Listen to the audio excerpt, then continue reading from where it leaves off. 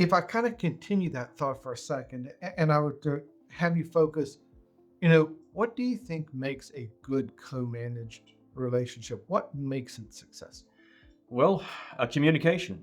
I mean, I think there's a lot of things, but communication. I think, and that's probably with anything, but I think it's understanding what voids, what gaps need to be filled.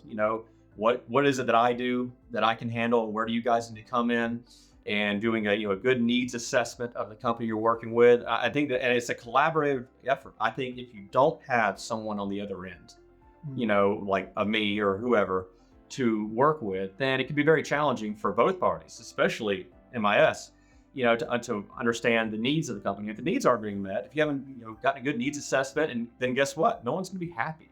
And then you have a bad relationship. So Yeah. I think it all starts with communication and then clearly identifying, the needs and wants of the organization and, what's required to do this job right.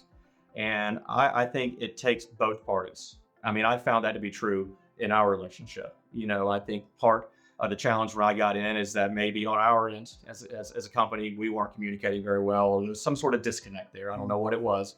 But, with my knowledge and background, I was able to come in and instead of fighting with people, whether that be employees or vendors, I was like, all right, how do we work together?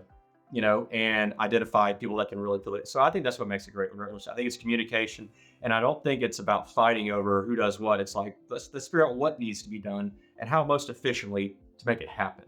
You Yeah. know, Yeah. that's what I think. And I think that that's a really important point, right? Both parties have to hold up their end. They both Yes. have to kind of come to the table.